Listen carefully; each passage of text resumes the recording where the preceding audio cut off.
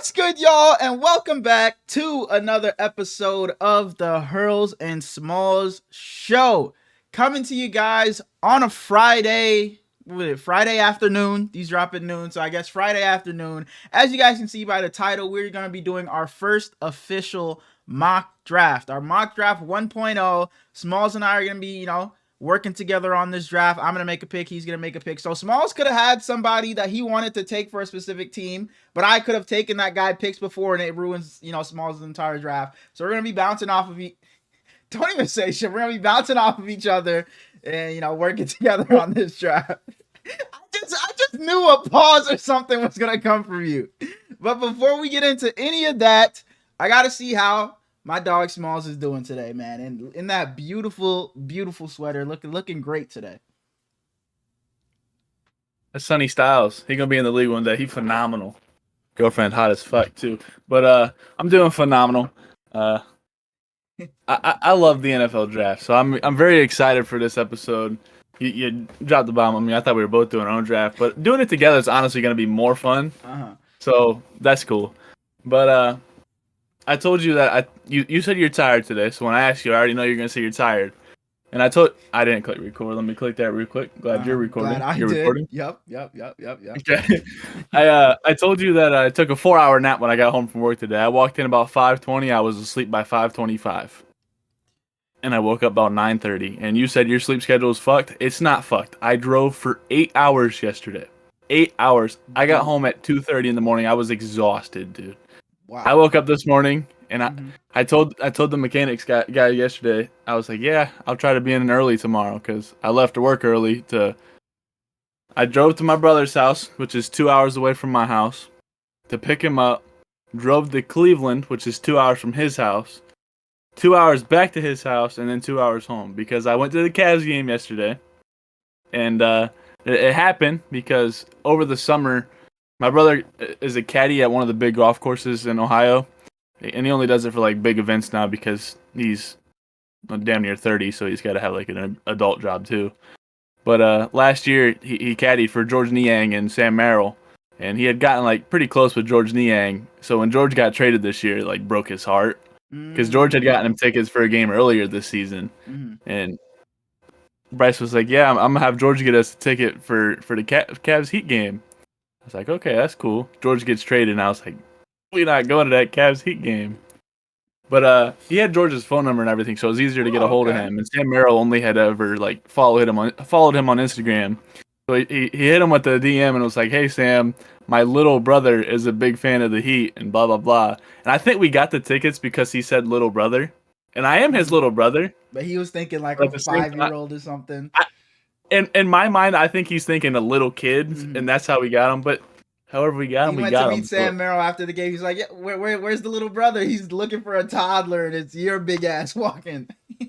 No, we didn't get to meet him or anything, but the tickets were cool. And the Heat, every time Bam Adebayo came off the court. So we didn't have Tyler Hero. He was sick. We don't have Jaime Jaquez. He's been hurt. Andrew Wiggins has been out for a while. Niko Jovic broke his hand, I want to say.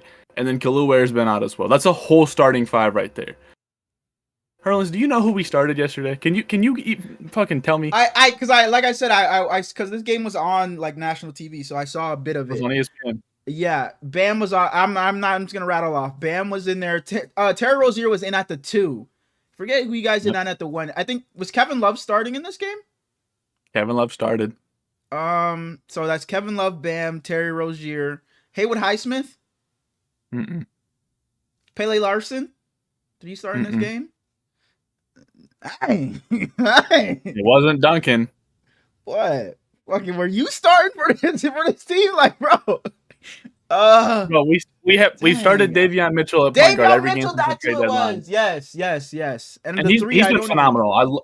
I love that starter. But we started Alec Burks over Duncan. I don't understand why that's Burks. Okay. And every time Bam came off the court, Kyle Anderson was our backup center. And it's like, damn. And Kyle Anderson was phenomenal. Nothing against him. But when Bam wasn't on, we were terrible. Bam I think he ended with 39. We were up 8 with like 2.5 minutes left. And Terry Rozier took over, dog. He took this game over like I haven't seen someone take over in a long time. And people watching that don't know what I'm talking about. It's like, damn, Terry was hooping. Fuck no. Fuck He no. was fucking awful. I was if you Miss guys don't after know, but miss after miss. I was telling Smalls before this game, like, yo, bro, I watched a bit of that game and I seen some highlights after. Like, Terry Rozier was awful, and he was telling me we will get to it, bro. Like, it actually looks like he's fucking betting the unders on himself. Some of the passes, like, he's betting his fucking turnovers because some of those turnovers he had, like, what the fuck was just throwing the ball away, like there was one where he was like kind of on like the right wing, and I think he was trying to throw it to Bam. Bam was kind of on the left wing, kind of on like on the at the top of the key, and there was a defender like right in between the two, and he still just fucking threw it. And I was like, "What is he doing?" It was gross. It was gross, bro. To see He's what Terry horrible. I don't Rozier was, he understand why was he so plays. fun to watch when he was a Celtic, and I never liked awful. Terry Rozier. I could respect his talent in Boston and Charlotte, but when we got him, I was like, damn, this is a big pickup. Mhm. And when we got Kyle Lowry, I never liked Kyle Lowry. When he was away from us, when he was with us, I used to be a big and I Kyle Lowry guy. despised him. We have Kyle Lowry. He's out, and we trade him for Terry Rozier, and it's like Terry's big pickup.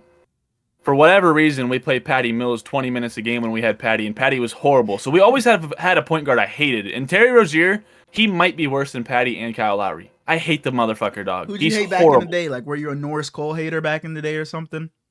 No. Back then it was fine.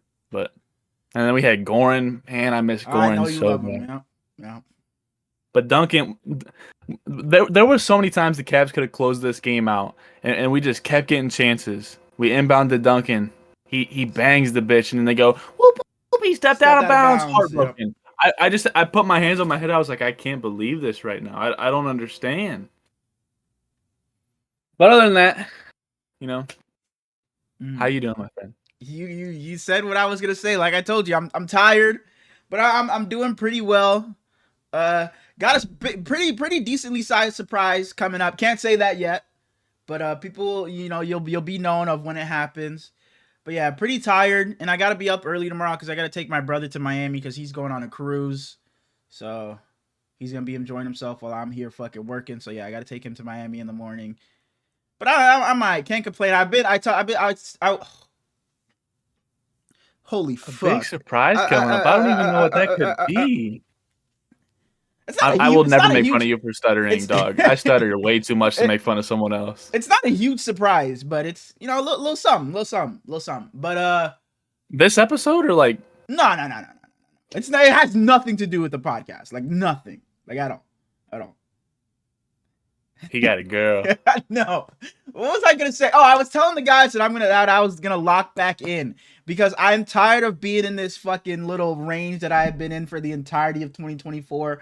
And then like my steps, I was fucking stepping, but like my last week of steps have been kind of shitty. Like I was barely, if I was getting 10K, I was barely getting over. And not that I was just eating terribly, but I just wasn't being super conscious of what I was eating. So I've been locked back in this past like 4 or 5 days, and I've been just trying to, get out of this little range that I'm in of like, I've been stuck between like 227 and 222 for the past fucking month and a half, it feels like. And I'm so tired of being in this range. And over the past couple of days, I've been seeing the scale go back down progressively. So hopefully I can break out of this soon. Because the day I see like a 221 and I'm out of that 222 range, I'll fucking scream for fucking joy. So yeah, I've been, being a lot more consistent in the gym, even though I probably won't go tonight because like I said, I have to be up early. But like on Monday when I said I wasn't going to go anymore, but I went this past Monday, I was out Tuesday night with friends. I left my friend's house at like 3 a.m. After I left his house, I still went right to the gym. So, just been making sure that I'm going to the gym and, getting my work in because I got to lock back in because I'm just tired of being in this range, like I said. Love to hear that, man. That first time you see 219 is gonna be a beautiful under feeling. 220, bro. Literally, it's like every time, like back when I was like fucking like whatever 270, then I saw 260. It's like, bro, I don't see 270 anymore. Wow. Then 250. Then it's like that 10 like pound benchmark when you don't see it anymore. And when you see the next one, it's like, bro, holy shit. Because it could even be like I was 220.1. But then I just see 219.9. It's just like, holy shit. It just feels like so much more, even though it's like literally could just be 0.3 of a pound. It just feels like so much more. But yeah, that first time I was under 220, I was like, Mom, I couldn't tell you the last time I was under 220. This is such an amazing feeling. And then when I was under 200, Mm-hmm. I felt like I won the fucking lottery. For sure, for sure. I definitely understand that. But yeah, man, life is pretty good right now. I can't complain. Like I said, tired, but I'm alive, so I ain't got nothing to complain about. Love to hear that. We Be on the gonna tell you lookout. to I'm putting this into the universe. Small says he's not a gamer anymore.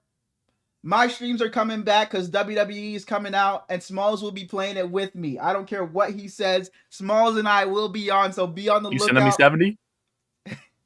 I will be playing WWE. The streams will be back soon. And you Uh, got to, man. You got to. But go ahead. You were saying something. hit that subscribe button. Leave us a like. Leave us a comment. We've been going way down in views lately. I told you last episode was like a damn. This episode, I don't even think we hit 20. So we really down. We down bad.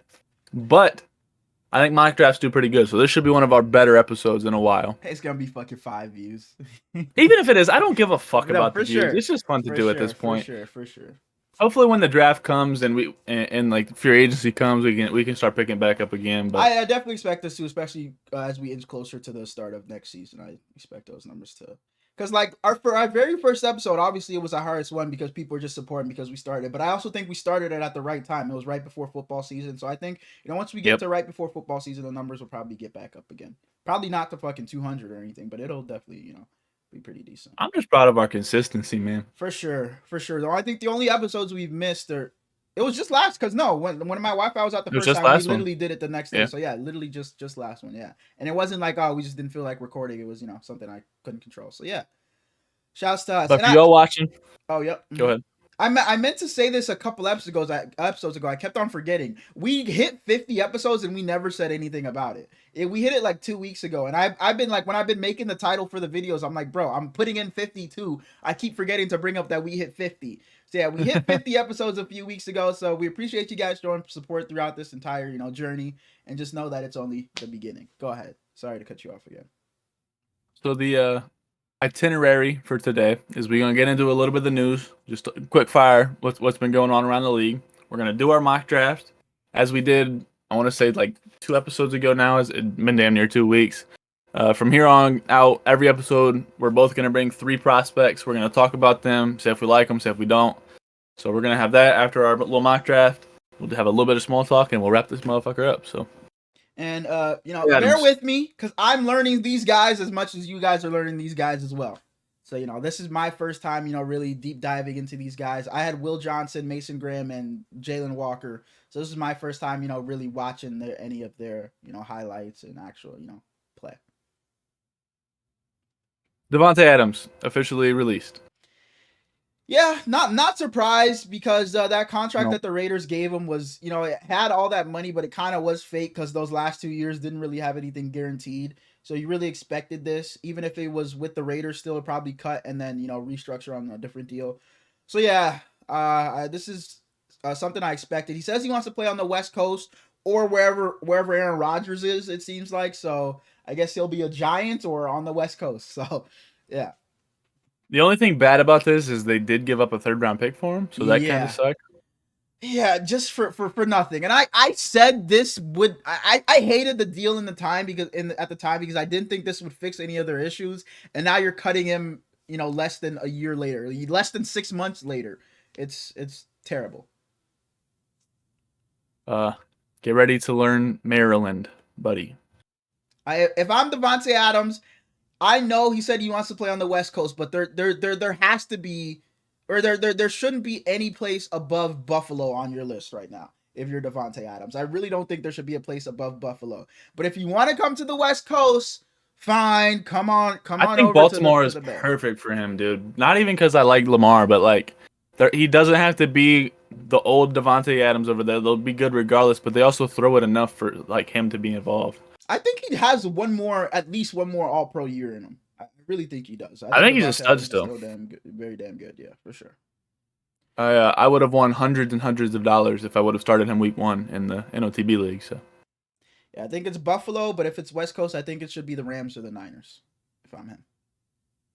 Next up, We have the Bears saying that they're going Putting to in protect work. Caleb Williams, something Yeah. they could never do for Justin Fields. They traded for Jonah Jackson for giving up a 6th-round pick in 2025 this year, and they traded a 2026 fourth for Joe Tooney. And the Joe Tooney pickup is beautiful to me, dog. I think he is so good still. Yeah, the Chiefs, can't pay everybody, so they, cut their ties with Joe Tooney. And the Rams, they said they were looking to trade. They're looking to trade a few different people over there in LA. But yeah, as far as the Bears go, they know their needs. They're going over there and establishing a culture over there. They're getting that offensive line for Caleb Williams, Ben Johnson. Jonah Jackson was with Ben Johnson in Detroit, so there's LA. some Oh, familiarity there. And yeah. yeah, so I like what the Bears are doing. They're starting this offseason off strong. They know their weaknesses and they're addressing them right away. And I hope to see them kill this draft, and this will be a great offseason for them. Shout out to the They Bears. really just need a center now. I think the other 4 spots are all shirt up. Next up, we got Saquon Barkley, 2 years, $41.2 million contract. The NFL's first ever $20 million man at running back. Whatever he asked for, you give him. Whatever he would have asked for, you would have gave it to him. Okay, not if he asked for $50 million, but whatever he asked for. Gardner Minshew released. I don't know if that really matters. He kind of sucks. Love you, Gardner. Sam Hubbard retires. That one was That was surprising to me. And I saw one reporter before he retired say he was getting waived. So maybe they were trying to they were like telling him he was going to get cut, and he just said fuck it, I'll retire instead. But who knows? Shout out to Definitely Sam surprised Hubbard. me though. Yeah. Enjoy retirement. Ohio State Buckeye. He went to high school in Cincinnati. Mm-hmm. Went to Ohio State. Played his whole career in Cincinnati. Yeah. Yeah, I think his high school's in you said high school in Cincinnati. Oh, I didn't know he was Ohio State though. Shout out to him. So yeah, his whole football career, whole football life is just Cincinnati. That's all he knows, or Ohio, I guess. That's all he knows. Shout outs to you, Sam Hubbard. Enjoy retirement. Tyler Lockett was officially released by the Seahawks, one of the greatest there ever. For sure. That was kind of easily to be seen. Yeah, not surprised. And I won't be surprised if he retires too. I think he's either a Raider with Russ or he retires. I wouldn't hate that. Just have a fucking Seahawk reunion over there. Bring in Tyler Lockett, trade for DK Metcalf, sign Russell Wilson. You got Pete Carroll over there already. Just have a reunion. I'm sure Beast Mode may come out of retirement from one last year to run it back with the crew. Why not? You trying to make them lose by 30 every game? After that, we get the same team. DK Metcalf, you kind of been talking about this for a while now. Officially requested a trade. And because you had texted me saying Sam Hubbard, I think it was Sam Hubbard retiring was not on my bingo card. And I responded with, yeah, but DK Metcalf was on mine. DK Metcalf, getting out of Seattle was on my bingo card. I saw this coming because he has 1 year left on his deal.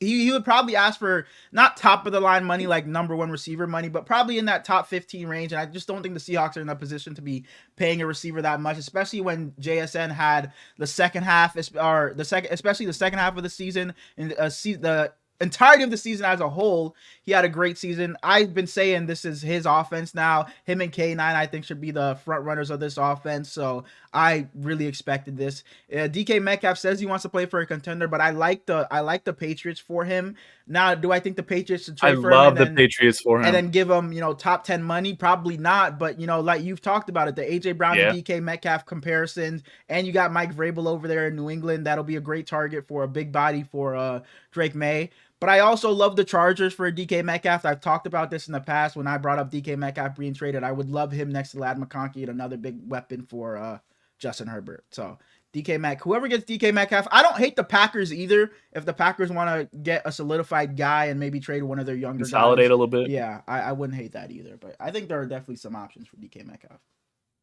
The Patriots are by far my number one option for him. I would love to see him over there. And if he can't make his way there, I think that the Arizona would be really fun. Him and Marv. I just don't think they're going to trade in division. I just don't think that would be the case. I didn't even think about that. That's true. I was just thinking more so like his second guy, him and Marv together would be beautiful. Max Crosby, 4 years, $106.5 million, 91.5 guaranteed. There've been a little bit of rumblings of him being traded and stuff like that, but clearly this says he's not being traded. So shout out to Max Crosby. He's a Raider through and through, and this contract proves it. Shout out to you. And they might have overpaid a little bit. Who gives a fuck? You keep your guy, you keep your talent. So I don't hate it. Zach Bond, 3 years, 51 million, 34 guaranteed. And this is a guy that was playing special teams for the New Orleans Saints. Yeah, now he's one of the highest paid linebackers in the league, and he deserves it. He was an All-Pro this year, and the He's so good. Eagles are just paying their guys that deserve it. But I guess Slay didn't deserve it, man. He got getting cut. But hey, they're keeping their guys and they're paying their guys who earned it. So shout outs to the Eagles, just running back. Next one, the alert happened. I think it was late last night. I don't remember if I was at the game or not. Joey Bosa released by the Chargers. And I texted you immediately and said, I want him in San Fran so bad. I will be a fan of y'all. Yeah, and Him and I Nick. think it's inevitable. I think it does happen. I was telling you, and I told the guys also. I like Nick Bosa had to be on the phone with John Lynch immediately after he got released and begging for his brother to play in San Francisco with them because they talked about playing together and stuff. But it was always us trading assets for Joey, so it never really made much sense. But now that Joey's a free agent, he probably won't cost as much. I definitely see the Niners bringing him in to play with his brother. I definitely see it. So I expect Joey Bosa to be a Niner at the start of the season. I think he either goes to the Niners or if y'all can't pay him what he's wanting, which it shouldn't be that much because he can't stay healthy. But yeah, and I think also him playing with his brother may bring the cost down as well. When he was at Ohio State, one of his coaches was Mike Vrabel, so a reunion there could be cool as well. Deshaun Watson and Dak Prescott both restructured their contracts today, saving each team $36 million. Mm-hmm. Cool. Tutu Atwell, 1 year, $10 million. Cool. All guaranteed, which is not super common.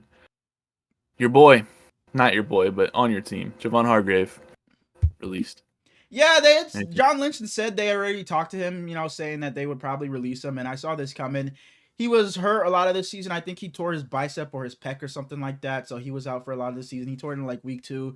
But yeah, he just wasn't very good for us in his Niner tenure. I think he only played 2 years for us. We signed him from Philly. He was solid in his first year, but this year you kind of saw him lose a step over time. He just wasn't the same guy. A little older for a DT, so I saw this coming. I'm not surprised by this at all. I think the most surprising news of the entire week so far has been Trey Hendrickson is allowed to seek a trade. He's pretty much not going to be a Bengal.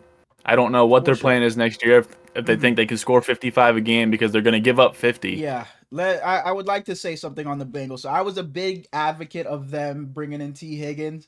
But if you were just going to trade Trey Hendrickson, fuck bringing back T. Higgins. Fuck bringing him back. I don't get it anymore then. Because what are we trying to do now? Are we trying to contend? Are we trying to be a good team? I don't get it. Because my plan, my way of thinking was we bring back T. Higgins. We obviously don't even think about trading Trey Hendrickson. And we just go all defense in the draft. We shore up our defensive line, get some help for Trey Hendrickson, get some people in that fucking secondary, get some backers. And I just don't know what the Bengals' direction is anymore. Like you said, I think we're just gonna have to win every game by a shootout. And they tried to do that this past season, and it had them watching the playoffs from home. So if that's what their plan is, again, just to run that back, man, they're one injury away from one of the receivers to missing the playoffs again. Hell, even if they are healthy, they probably miss the playoffs again. But yeah, I don't know what they're doing. If you were just gonna trade Trey Hendrickson, I don't think you pay. I think you tag T. Higgins just to trade him as well, or just let him walk at that point. I don't think you bring back T. Higgins just to say, all right, we're gonna go trade Trey Hendrickson. But hey, they know better than I do. We've been saying they've got to be one of the more popular destinations this offseason. The Commanders. I think he is a Commander dog. Bro, the Commanders can put together such an amazing offseason if they go get Myles Garrett or Trey Hendrickson. And bro, I think they have to go get one of them. They have to just throw whatever they're asking for and just go get one of those guys. Because this could be a team that, yeah, we were happy to see them, fun to watch last season, to now they're the best team in the NFC. They're scared. They're where everybody's scared of them now. Everybody's looking up at them. So the Commanders, I hope they stay aggressive. They seemed aggressive when they went and got Debo. I hope they stay aggressive and go get one of these edge rushers. I was kind of going in relative to like what was happening in order. But speaking of the Commanders, they bring back Bobby Wagner today. They gave him 1 year, $9.5 million, completely deserved. He was phenomenal this year. Christian Kirk got released a couple days ago, and then today he got traded. Yeah. So the Jags trade Christian Kirk to Houston for a 7th round pick. So does this Uh, mean Diggs is gone, or do they just think Tank Dell's just probably won't play next season? Tank Dell is most likely out for the season, but Mm-hmm. Diggs is also a free agent that's probably going to leave. John Mechie is primed to make a breakout. He's kind of been talking on like, social media like he's been getting disrespected, which he kind of has, but at the same time, it's kind of deserved. So if you have Nico Collins, you have John Mechie, and you have Christian Kirk, that's still a solid receiving For room. sure. You For have sure. to just figure out your line. After this, we get Devin Duvernay got released. Just go back to Baltimore. Who really gives a damn? Next one, the whole Jaguars team got fucking released. Bro, They're letting Liam Cohen completely come pick his new I team. was in the Discord with Suge, and Suge was not happy about this. He's like, "Why is that Evan Ingram released? Why is he not on the team anymore?" And bro, I don't know. Like, I seen they released Devin Duvernay, like you said, a couple of days ago. They released Christian Kirk, then traded him in division, and now you're releasing Evan Ingram. I don't know what's going on. I hope they go and get some help for Brian Thomas Jr. and don't think him and Trevor are just gonna be playing catch together all season. Because man, they for losing Christian Kirk and Evan Ingram, that's two of your top weapons. So they got to go and get Trevor some weapons because like we've been saying, we got to see what Trevor is, and I'm sure Liam Cohen can get the best out of him and BTJ, but he's gonna need some help, need some other weapons. And Evan Ingram, I would have loved to see in this new offense with Liam Cohen and a healthy Trevor Lawrence, but hey. I think Brenton Strange is good enough to step up and play tight end for them. They just have to go get some receivers, and hopefully Travis Etienne is Travis Etienne again. But on the Evan Ingram front, a couple weeks ago, probably a couple months ago, more likely, we were talking about Kyle Pitts maybe getting moved. And I think Evan Ingram slides perfectly in to take one of his two destinations. Kyle Pitts ain't going anywhere. But Evan Ingram, either take your ass to Cincinnati or take your ass to the To San Chargers. Both of Francisco, those come back up George destinations, Kittle. he's Sue just giving me the same reaction when I was saying that earlier. He's like, "Why the fuck would Evan Ingram go and back up George Kittle?" take your ass to Cincinnati or take your ass to the Chargers. I think the Chargers will be a beautiful marriage between them because Herbert already showed he likes his tight end, and Evan Ingram is still a damn good player. Jonathan Allen is likely to be released if he cannot be traded. Does this make any sense So to you? why the fuck was he not in the Debo trade? Like what happened? What happened? Is there something the Niners were Is scared he worse about? than I think? Like I think he's a Damn damn good good. player. I think You're he's right. good. There must be something that we don't know. There's an injury scare or something. He got hurt, and we just haven't been known of that yet because all reports were he was in the Debo Samuel trade. Then that fell through, and now it looks like he's going to be released. So I really don't know. I don't know. That's all the news I got for you. I got one quote before we get into our draft, though. Mm-hmm. This is verbatim. Mm-hmm. Y'all cannot let DK Metcalf leave. How am I going to have fun out there? And Hey, Jigba, he be crying all day. That's all he do is cry. hey, Cry, bro. baby. Diamador Lenore has been talking his ass off ever since DK requested that trade, bro. He needs to fucking chill. Like, Demo, you're a damn good player, but bro, relax. Like, damn, man. He's on IG Live just talking crazy.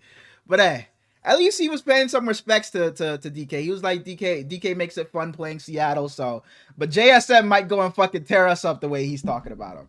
But hey. Yeah, cry, baby. That's crazy. All right, that's all I got for you. We can get into our mock draft here. So, yeah, as I said at the top of the show, we are doing our mock draft today. We are just going to be going back and forth. So, as I said, I could have ruined. Smalls came with his own draft, so I could have ruined some pick that some guy he would have loved to fall to the Jets. I could have ruined that for him. But obviously, we're going to start at the top. Did you want the first pick? Am I taking the first pick? What are we doing here? There's only one position I really care about. Like this, I want this team to draft this guy so bad, and he's number 5. So you want to take the first? So you'll take the odds. But my question is, Uh-huh. Are we doing any trades or are we doing it straight? That's what I didn't know because I was gonna come here and say if I'm the Niners, I trade pick 11, but I didn't want to do that. I was gonna say I think we go straight for our first one. For sure. That's what I was gonna say. I think in 2.0, when things are more clear, we know what teams want to do. Maybe Myles Garrett is already traded by the next time we do the next draft. Maybe we'll know it's only Trey Hendrickson left. There's probably only one destination. Then we can do some trades there. But sure, we keep it clean with this one. With that said, when I was doing it on my own, I did put the Giants at number 1 because I think that they're gonna have number 1, and I don't think the Titans need a quarterback. Mm-hmm. But with the Titans having number 1, and not having a quarterback. Do they just go Cam Ward? That's what I was gonna do. I gave them Abdul Carter at 3, but I don't. If they keep number 1 and just draft quarterback, I will be pissed for Titans fans. For sure. If I'm the Titans, Ward. I honestly think the Titans should trade down. I honestly think the Titans should trade down. 100%. But that's what I was gonna do with no trades. I had them taking Cam Ward as well. He's best available. He's a phenomenal quarterback. This is the quarterback runs your offense. The Titans need their guy. Start your rebuild. It is what it is. But again, like you said, the Titans. It's not that Will Levis is your guy, but I would love for them to trade down and maybe draft a quarterback in a draft where it's like it's a for sure number 1 guy in any draft. He would have went that's kind of the guy I want to see in Tennessee. Not so much as we're like, fuck it, we're at 1. I guess we'll take a quarterback here. I think they wait until next year or the year after, and they go with like a Brady Cook or a Jackson Dart this year to come in and rival Will Levis. I think they should have kept Malik Willis. I think he would be phenomenal at this point for them, but they're too fucking stupid to do that, I guess. Number 2, we got the Cleveland Browns. What are we thinking? Sounds like I'm already ruining your draft because you said you had a certain person falling to 3. So at 5. number 2 for the Cleveland Browns, I'm gonna be taking Abdul Carter. Because Myles Garrett is out the door, so I think Abdul Carter goes number 2 to the Cleveland Browns. I just don't think the Browns go quarterback here. I think they're in a similar situation to the Titans where you just don't go quarterback here. I think they 100% go quarterback. I think that the Browns, I think they need not because Shador Sanders is the best in the world or anything, but I think that the Browns need someone to come in and set their culture so bad. And they had that with Baker, but they gave up on him because he was hurt.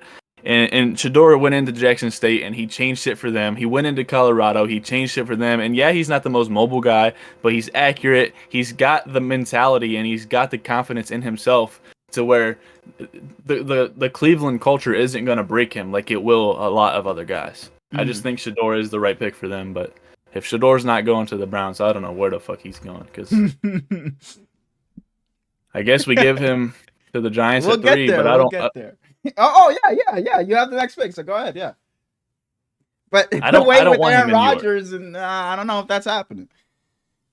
I think Giants, please trade for number 1 and take Cam Ward, so Shador doesn't have to fall to y'all, and so that y'all don't have to go Aaron Rodgers. Please just get the number 1 pick and take Cam Ward. And we're going Shador Sanders number 3, and we're not doing trades, right? But it's like. And I don't think he's gonna fall to 6. Like I don't think the Raiders take him because I think the Raiders are going with Russ. The Giants look like they're going with Aaron Rodgers. So if he doesn't go in that top 2, I really don't know where he would go, to be honest. Like you said, because what the fuck are the Giants doing, bro? What are the Giants? Why do they want Aaron Rodgers? We didn't talk about that in the fucking headlines or whatever you had. But why do they want Aaron Rodgers? It doesn't make any sense to me. They were in the Matthew Stafford sweepstakes, and now they're pivoting to Aaron Rodgers. And God forbid he comes with Devontae Adams too, bro. Like, what are we doing? What are we doing? I just think I don't know if that's their thoughts or anything, but I think Brian Daboll has one last chance, and maybe they're just like. It's like maybe we can squeeze anything out of Aaron Rodgers. Fuck it. Maybe he can get me to the playoffs and save my job. I mean, should I guess, man. I guess. All right. Number 4 on the clock are the New England Patriots. They could go O-line here. They could go receiver here. For the New England Patriots, at the number 4 overall draft pick, they will be taking Will Campbell, offensive tackle. Don't piss me off. You're dead ass? Dead ass. Were you gonna do Tet here? Are you dead ass? What? There's no world where if Travis Hunter is available, he's not a Patriot. Oh my gosh. You know what? Look. I have the big board. I have the big board up, and I had it started at 2. Because Travis was the number. That's on me. Wait. Travis Hunter's going at 4. That's my apologies. Thank you. That's my apologies. Like I said, I had the big board up and I had it scroll. I scrolled down. We can't see your phone, dog. I scrolled down a bit, so like it just shows the number 2. So I wasn't even thinking about Travis anymore. So my apologies, Travis Hunter. You're going number 4 to to the Patriots. My apologies. That's on me. That's on me. I was ready to get on your ass. Travis Hunter is one of the best prospects we've seen in a very, very long time. I think he plays full-time corner for them. He doesn't have to go in and be the alpha on that defense because they have Gonzo. He can be their number 2. He can still play schematically on offense. He can play third or fourth downs on offense. They already have what's my guy's name? Safety. That Michigan was in allegations this year. The Patriots safety. Duggar? No, the other one. one. Jabril Peppers. Jabril Peppers. They already have Jabril Peppers. Who was a big time. He's getting mad at me that I didn't know. Like, fuck. No, I just couldn't think of it. I was mad at myself. They already have Jabril Peppers who played both ways. Maybe he could come in and mentor him a little bit, but I think that Travis Hunter is 100% a Patriot. If he goes top 3, I will be sad for Patriots fans because he just kind of already fits Mike Vrabel to me. But with number 5, this is the entire reason I wanted the odds of the draft. I know that. Yeah, I know what you want to hear. Yep. You said don't let them just play catch. Mm-hmm. I think that he's already a big Brian Thomas fan. They asked him who his top 5 receivers were, and he had Brian Thomas top 5 in the league already. Go ahead and let Ted McMillan come over there. Be phenomenal with Trevor. Be phenomenal with Brian. Say his full name. I don't know how. Tet Ryora or Tet some shit like that. He don't like being called Tet, but like, dog, it's easier. I'm sorry. All right. At number 6, we talked about Russ, but no signings are official right now, so I'm not even going to do the Russ thing. You know, they don't have Russ right now. So at the number 6 overall, the Las Vegas Raiders will be taking Shedeur Sanders. No, they're not. Why not? I already took him for the Giants. Holy shit, I'm all over the place. Just type in PFF mock draft, and you can make it there. Whoa. Why didn't you tell me?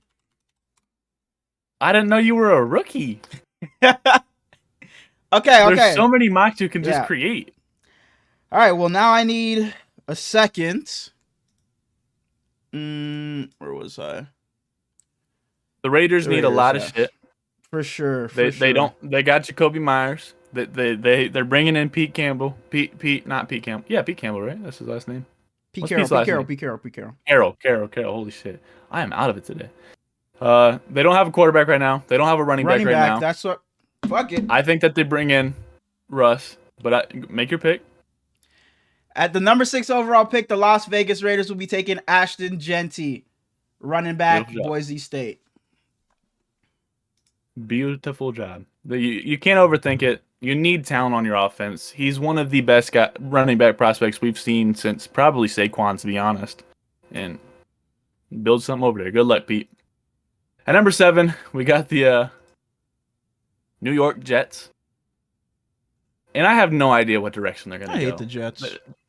First year. Yeah, no, my fault. They could shore up their receivers a little bit, losing Devontae, put someone next to Garrett Wilson. They could go quarterback. Jordan Travis had a setback because they tried to push him out too early. So I don't know who the hell is going to be quarterback for them. But I don't think anyone after Shedeur Sanders is worth the number 7 pick. So I think that they go out there and take best available. Mason Graham is a hell of a defensive tackle. His only issues are he's a little smaller, so he can get bullied by the bigger O-lines. But Mason Graham, I'm going to do my thing on him. That's one of my notes, man. That's one of my notes. You just talking about my guy. Mason Graham, phenomenal player. Number 7, New York Jets. Okay, just give me one. And I will let you. I'll tell you. Number 8 here, Carolina was one of after Tet. This was like, I want them to get this guy really bad. So if you don't pick him, I'll be a little sad. Okay, sorry, I was filling in the draft. Okay, the Carolina Panthers. They could use a couple of things here. They could use some pieces on that defense, or we saw Bryce Young have a phenomenal second half of the season. They could go offensive side of the ball and get him some help. With the number 8 overall pick, the Carolina holy shit, I almost said Packers. Panthers will be taking your guy, a guy that Smalls knows very well. They are going offense. They're going receiver. And they are Holy taking shit. Emeka Egbuka, wide receiver, Ohio State. I will let y'all know there is no chance on God's green earth they will be taking Emeka Egbuka. But on our draft, I guess they are. So Yes, sir. shouts out to Emeka.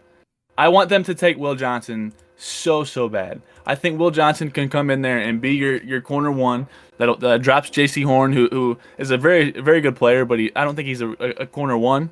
So Will Johnson, big as hell, long as hell, fast as hell. I think he's a phenomenal football player. And Emeka Egbuka, I wanted you to fall to 18. I wanted you to play with JSN. I know the Seahawks need offensive line, but JSN and Emeka back together would just be very fun.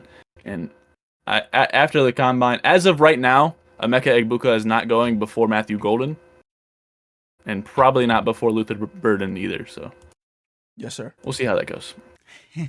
At number 9, we have the New Orleans Saints, who, in my opinion, are in the worst position in football. They're in cap hell. They suck ass. They got a first-year head coach.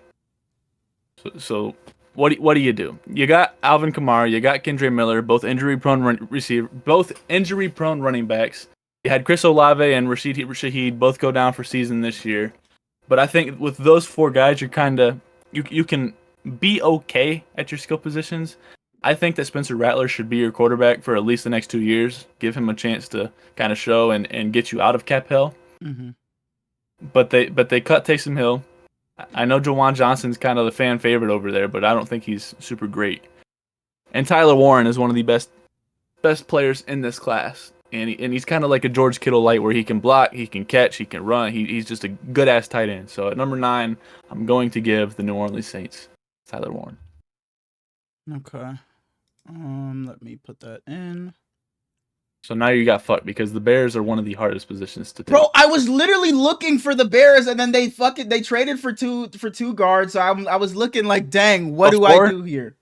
Before yesterday, they're the easiest team to pick. You go offensive line. Now it's like, damn. It's like, I don't know what to do. And I think their tackles are just fine. So I didn't know if I go tackle here.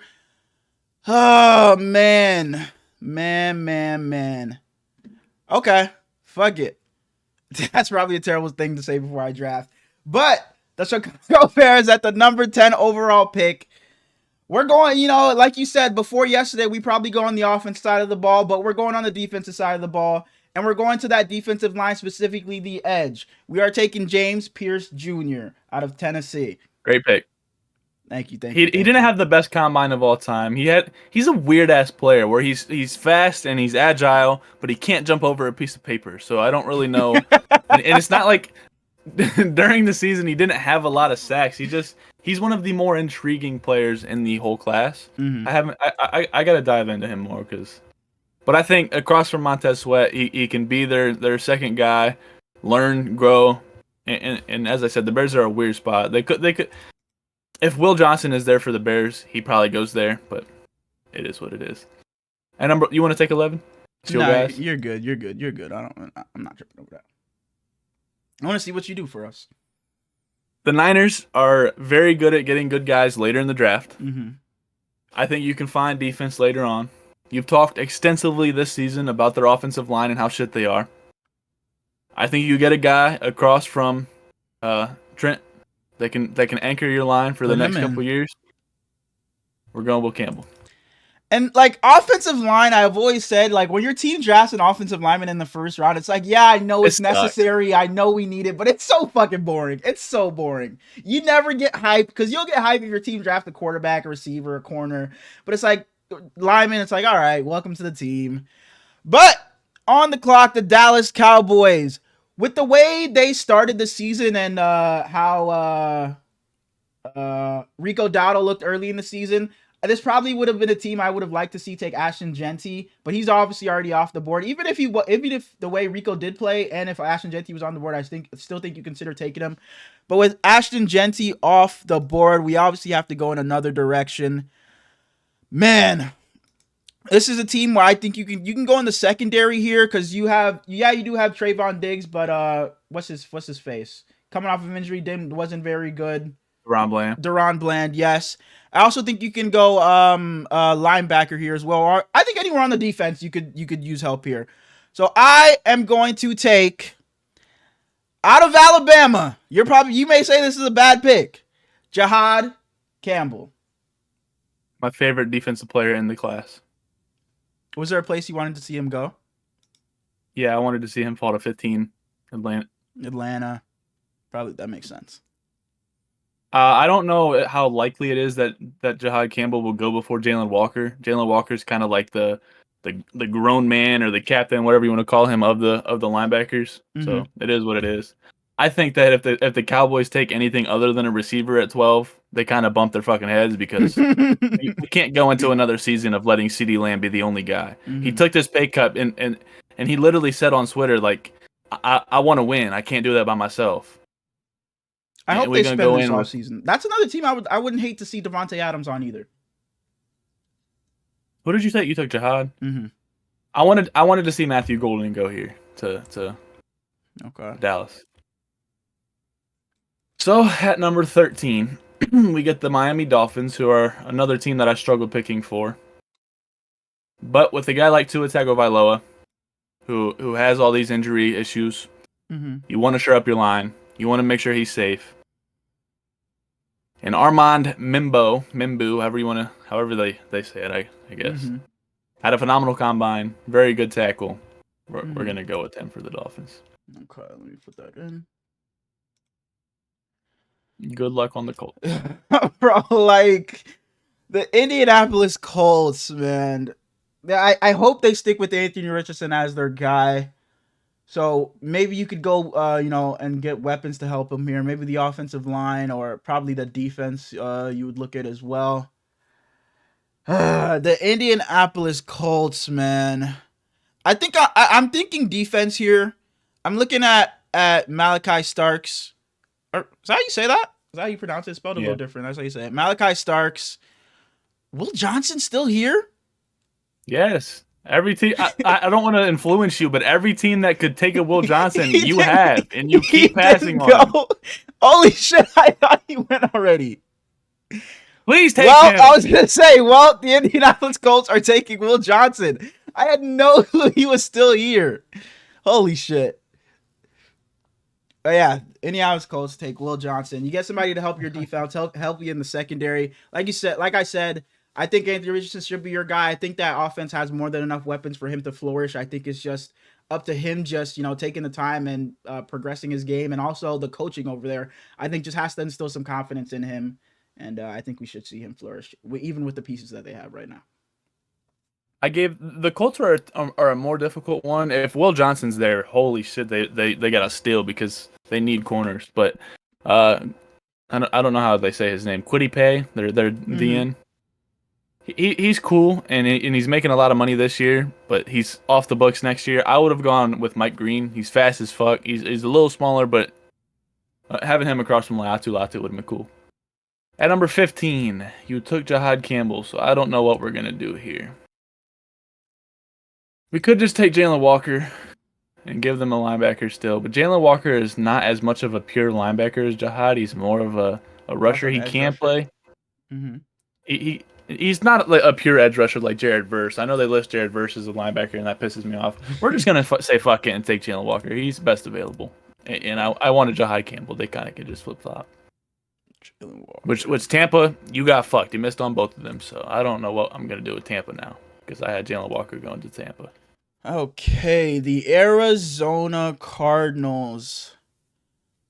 You talked about it earlier, that you would love to see somebody opposite of Marvin Harrison Jr. I think the Cardinals are a team that their offense kind of disappointed this year. I think Kyler Murray, this is not so much your make it or break it year, but I think we instill everything we can and put everything around you to get the best out of Kyler Murray. So the Arizona Cardinals, I see Smalls' face. He hates drafting with me right now, but we are taking Luther Burden III. You're heading to Arizona. Bro, that's just not their issue. That's like the only spot they shouldn't draft. I'm going to be honest. They can upgrade their line. Mhm. I had them going Donovan Jackson because he's from Ohio State. He's a fucking dog. He can play inside and outside. And Donovan Jackson. Paris Paris Johnson's over there as well. So he just kind of slides in next to his Buckeye brother. But their defense is a monstrosity. If they take a receiver, they should be pissed. Pissed. We got the Bengals on the clock. They can upgrade their offensive line if they want, but if you lose, you good? Yeah. Sorry. Losing Trey Hendrickson and Sam Hubbard in the same offseason is horrific. I didn't want them to go defensive edge. I wanted them to be able to go to their secondary, go to their linebackers, but now they don't have anything. They're literally 0 for 10. If you want to say Cam Taylor-Britt, cool. Everything else, ass. So, Michael Williams is still available, which is crazy. Crazy as hell. Do I want to go Michael Williams here? Not really. So for the Bengals, I'm going to give them Mike Green is still available. Damn, dog, you fucked me up.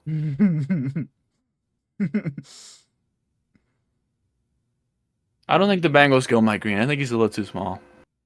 But I'm gonna give them Mike Green because he's fun and their defense sucks. So shouts out to him. You said Mike Green? I originally had them taking Donovan Ezaruka, but that's because Mike Green was gone. He's not quite as good. They have to go defense. If they go Malachi Starks, I get that as well. Just kind of get him to be their old Jesse Bates. I still don't. I'll never forgive them for losing Jesse Bates. Yeah, you do be getting on their ass for that. Okay, at the number 18 overall, I have the Seattle Seahawks, a team that should probably be looking at offensive line here. They've been struggling with it for a while. Man, it's not so much their... Dang, I feel like their tackles are pretty fine. It's really their interior guys. Their whole line needs fuck. But I will be taking offensive tackle from Texas, Kelvin Banks Jr. Best available offensive lineman is just they have one. The Seahawks were 10-7 this year with one of the worst offensive line units in all of football. Mm-hmm. If you can just get Kelvin Banks to come in and play any of the 5 positions, I think he's better than anybody you have on your line right now. That was kind of my thought process because I'm just looking at the big board and I saw a bunch of tackles, but I was like, fuck it, you just take a tackle and maybe you can move somebody to guard. So at number 19, we got the Tampa Bay Buccaneers, and I had them going with Jalen Walker. If they can't get Jalen Walker, maybe we get Jahad Campbell, but you took him away from us as well. That I did. So with Tampa, I don't know. I don't think they should go receiver. Even if they lose Chris Godwin, I think Jalen McMillan is good enough to step up into his spot. K-Dot, you're set at tight end. I think their offensive line is passable. I think they should focus on defense. Next to Vita Vea, I think Kalijah Cansey is cool. I really, really, really want them to get a linebacker. Like so bad. But that's not really in the cards. They don't need a safety that bad. So as much as I wanted Jahdae Barron to go to the Packers, I'm going to take him here. Jahdae Barron. And he's a corner from Texas. Cool he's a very good player. He's falling a little bit. He should have gone higher than what he's going to end up, but it is what it is. And I have the Denver Broncos at the sorry. No, you're good. Speaking of Jalen McMillan, I saw during his draft process, the Tampa asked him what are some of your hobbies? What's something you like to do outside of football? And he was like, this is gonna be really weird. Don't judge me, but I like going to the grocery store and getting random flavored stuff. He was like, the other day I had vanilla pistachio chips or some shit like that. That is so weird, and I am judging him. He just tries random ass food at just for fun, just to see what it tastes like. You got the money, so fuck it. Why not? Like I was saying, I'm at pick 20, and I have the Denver Broncos. I was while you were making your pick for the Bucks, I was looking for a guy, and I'm like, dang, where is he? He's not on the big board anymore. But you took him at number 9, Tyler Warren, tight end. You sent him to New Orleans. That's who I was gonna take for the Broncos. But he's not falling out of the top 10. I'm switching my game plan up, but I do think I'm looking at offense here. I'm looking at a couple guys.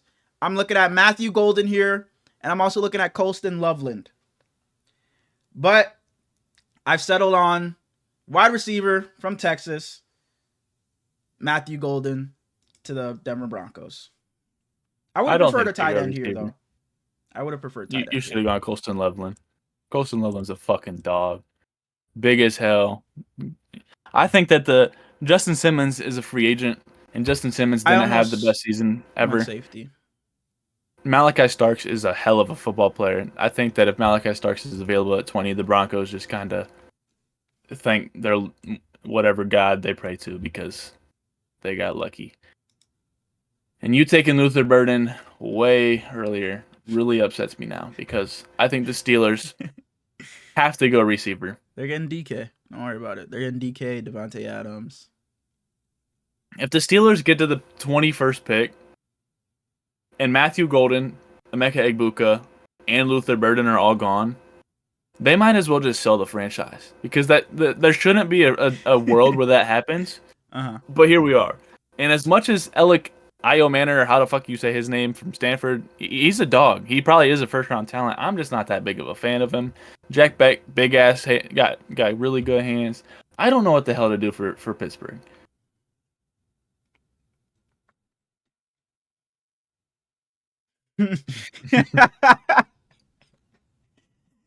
You throw me off. This is why I wanted to do it together. Because there's no, they don't go edge. Like everybody top available right now is an edge, and they don't need that.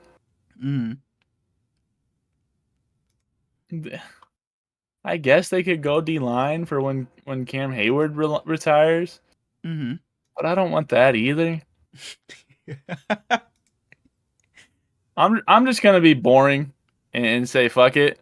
They got an Ohio State guy back there at quarterback. Josh Simmons missed the whole season with an injury, so he probably isn't a first-round pick, but he's a first-round talent. So, Josh Simmons, go ahead and figure something out over there. I didn't have him being a first-round pick, but, Okay. I thought the Steelers would have a receiver to take. This may be collusion or whatever you want to call it, but part of my reason not going tight end for the Denver Broncos was because I wanted the Chargers to take a tight end here. So we're going to make this one quick, and we're taking Colston Loveland to the Los Angeles Chargers. You don't even know. You just fucked yourself big time for later on. That 26th pick is going to be hell, dog. Colston Loveland was literally the only thing that made sense in my mind. We'll figure something out. I'm already looking. 23, we had the Green Bay Packers. They're not going receiver. I could have They're not going for the Chargers. They just traded I'm tweaking. They just released Joey Bosa. They just released Joey Bosa. I had them taking Michael Williams, but Colston Loveland, not a bad pick. I think the Packers go corner because Jair Alexander is falling off a little bit. Their offense is good enough to be what it is. Maybe the Packers go edge though. Can the Packers go edge? What the fuck the Packers got over there? No, you're not even answering me more. I'm talking to a wall. Packers can go edge. They got Rashawn Gary on one side. We'll take Michael Williams on the other side for the Packers. Shut the fuck up! I thought that was you just thinking out loud, bro. Because the last time I did it, when you was like, "Oh, who's in this division?" and I answered, you got fucking pissed at me. What'd you say here? No, you said Michael Williams. Don't answer. Don't answer. All right. Up next, the Houston Texans at number 25. You bumped your head. Oh, shit. Yeah, I'm tweaking. At number 24, the Minnesota Vikings. This, I think it should be another quick one. The Vikings are one of the hardest ones. They got so many free agents that they're gonna have to make, dog. Their front office is in hell right now. Choosing between Sam Darnold, you got Aaron Jones, a free agent. You got Cam Bynum, Byron Murphy. Man, it's like that's what I was just about to do. I was gonna go I was gonna take safety Malachi Starks, but I think they bring in no world do I think they just let those guys. I think Cam Bynum and Byron Murphy are both back. I think Gilmore's probably gone though. For the Minnesota Vikings at number 24, I will be taking Offensive line. Offensive lineman, tackle. I'm just kidding. I'm going defensive lineman from Michigan, Kenneth Grant. They're not taking Kenneth Grant. Why not? I don't think he's good enough. Oh, well, sure. This fucking big board lied to me then.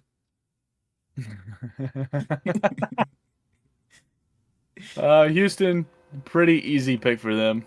They have to go offensive line. For sure. They have to go offensive line. And then they have to go more offensive line. And best on the board is Tyler Booker.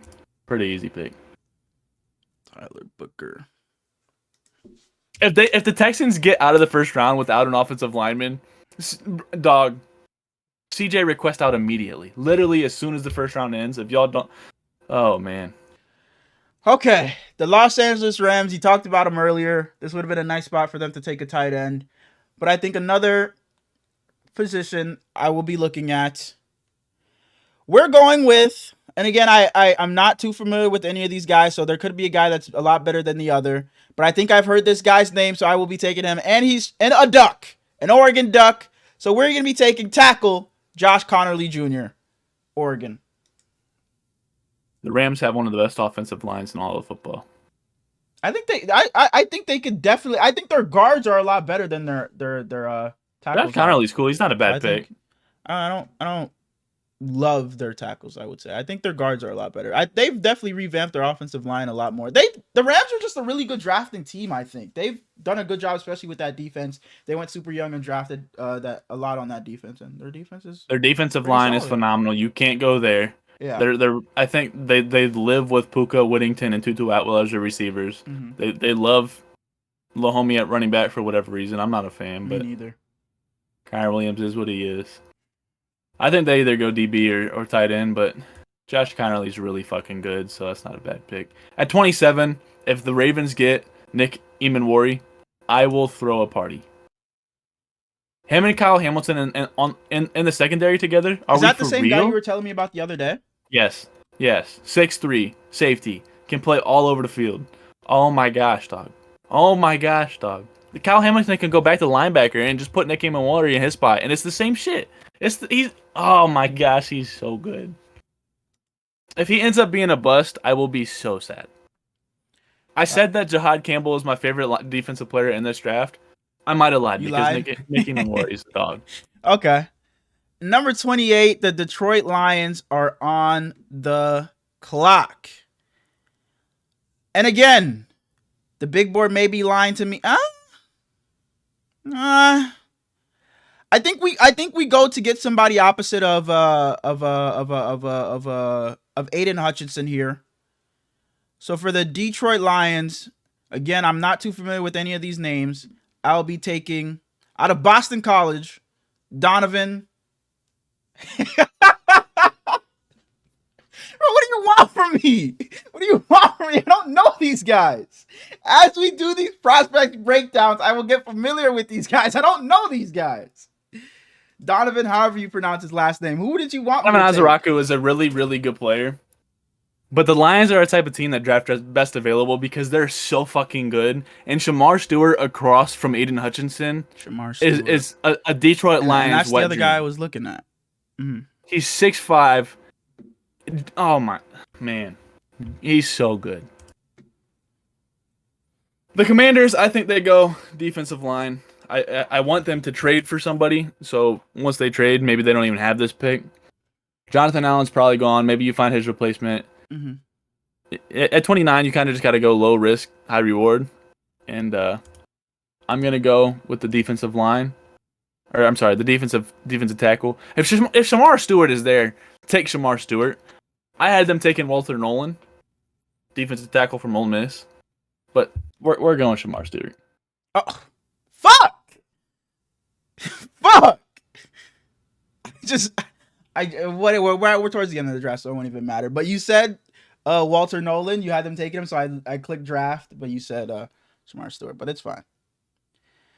Okay, at number 30 for the Buffalo Bills. I've been screaming that the Buffalo Bills need help on their defensive line, especially when it gets late into the postseason. I think they could use a guy.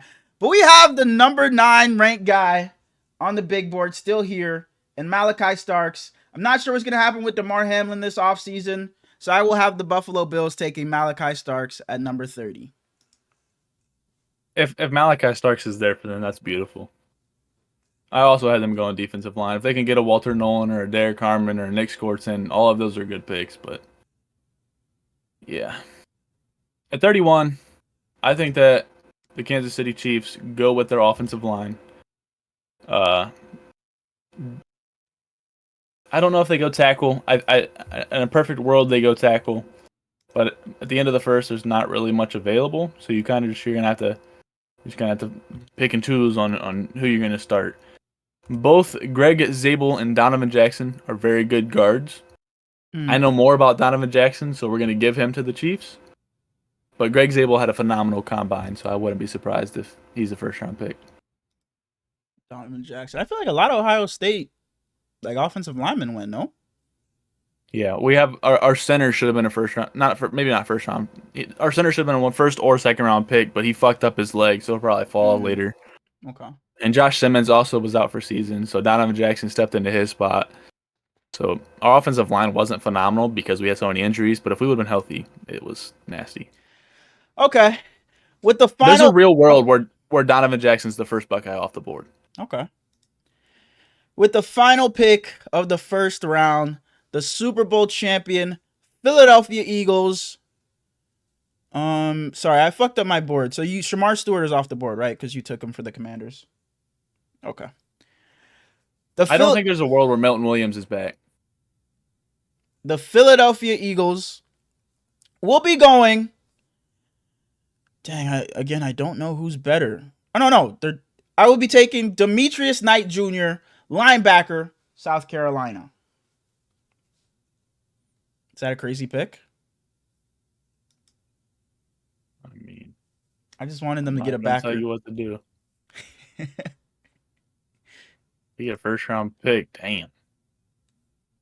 That ain't a Howie Roseman pick. It'd be a first-round pick. I think that the Eagles go with a corner to replace Darius Slay at the end of the first round. I think Maxwell Hairston, Siobhan Revel, both really good guys, but it's your pick, so it is what it is. Hell yeah. Motherfucker said Demetrius Knight. He was the number 33 ranked prospect. Still be a lot of good guys going into the second day. I can't wait for the draft talk.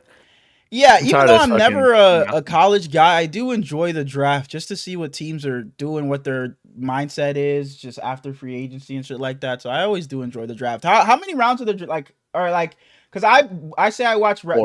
Yeah, I was gonna say I watch day 1 and day 2. I was gonna say, when do you stop? Like when are you like, okay, I'm just looking at Twitter or something for who gets drafted? When I wake up in the morning and the draft is already on, I'm not watching anymore. Makes sense. I don't hate that. That was kind of fun for me. I know I probably ruined your draft a lot. Nah, you ain't do terrible. That was pretty fun for me. I enjoy just picking some guys. The only one that peeved me was the Panthers taking Emeka. That's your guy though. That's definitely my guy. He's not a top 8 pick though. Okay, well, that was our mock draft. We'll do another mock draft closer towards the draft when a lot more things are kind of set in stone, per se. But, yeah, as Smalls was talking about earlier, we talked to... I don't even remember what episode it was. Like a couple episodes. We'll have another mock later on, but then about halfway through, from now to the draft, we're also going to do an episode of, like, our favorite prospects, guys that intrigue us, teams that we should, like, best fit type of episode as well. So we'll talk more extensively then. But I think it was a Monday episode. What was it, just last Monday? Yeah, I was gonna say, was it just the one before we didn't do another episode? I think it was. Okay, but yeah, we talked about bringing a couple of prospects. Each of us bringing a couple of prospects every episode and talking about them. My 3 prospects ended up being. Wait a second. Oh yeah. So you only looked at your guys?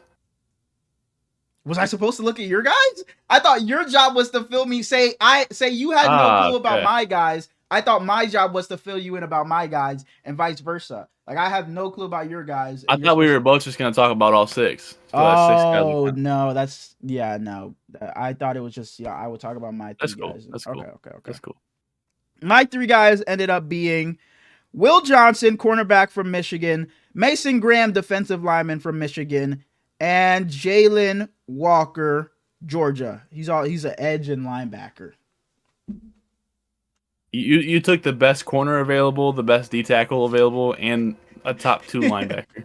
I had no clue. I was just Didn't taking know who some any names of them that were. nope. I was just taking some names that I heard a couple of times.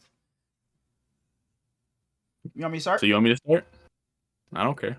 My I'll, three guys were Seth McMillan, Raheem Sanders, and Emeka Egbuka. okay. I'll start. I'll start at the bottom. I'll start with Jalen Walker. Where'd he go? What the You went fuck? all 3 defense, and I went all 3 offense. Jalen Walker is a 6'1", 243-pound linebacker Yeah, there it from is. Georgia. From Georgia. So yeah, like I said, he was split between edge and linebacker. You talked about him earlier, whereas they did the same thing with Jared Verse, where they label him as something that he not that he isn't, but he was split. He's way more of a pure linebacker than That's Jared Verse. what I saw. That's what I saw a lot. But what I had written down, I will start with some of his pros. Elite burst to closing towards the football. So if he's going to make a tackle, and I tried to for each prospect, I went and watched their highlight. I read some on the prospects, and I also went and watched highlights. So I tried to come with a play that I liked from each prospect. If that makes sense. But yeah, like I said, elite closing when he's making tackles. So if it seems like he should be a sure tackler. He should be ready to lay out a big hit if somebody's coming up the middle. It seems like he should be able to make a big hit because, like I said, he has that closing speed. And it seems like what I saw, it seems like he's a good run. I'm not sure if he is, but from what I was watching, it seems like he's a pretty decent run defender. It seems like he can get up and into those tackles and kind of, I would jam them up and I kind of stop the running back in his track. So I'm not sure if he is a good run defender, but that's just what I saw off of just watching, and that's kind of what I went off of because I didn't go and see what this guy thought of this guy. I just kind of just whatever I watched, and that's kind of just the thoughts I gave. And what I also had written down was that he was super athletic from what I saw. He could run sideline to sideline, just look like kind not I wouldn't say a genetic freak, but kind of just had like some things that aren't teachable, like just being able to move that quick and just being as athletic as he is. But some cons that I had, it seems like he's still developing a bit off the ball. Maybe if he's not on that defensive line, like if he is back there at linebacker, it may seem like he struggles a bit in coverage at times. And also had if he's gonna be a full-time edge rusher, he is a bit undersized. That's what I was reading, and it says he is a bit undersized if he wanted to be a full-time edge rusher. And this was not from what I saw because I obviously wasn't watching their worst plays, but I also saw written down for one of his weaknesses is that he could be a little this goes with my last one. He could be a little too small if he's gonna go full-time edge. Tackles may be a little too big for him to be able to just push around and be able to just shove back into a quarterback slap. So it could be a tough time for him there. So we're going to see where he lands, whether he's going to be a full-time edge, full-time backer, but it looks like he's going to have to, make improvements at both spots because he's a little too small to play edge full-time, but he needs to get better if he's going to be a coverage, backer. That's what I had written down for Jalen Walker.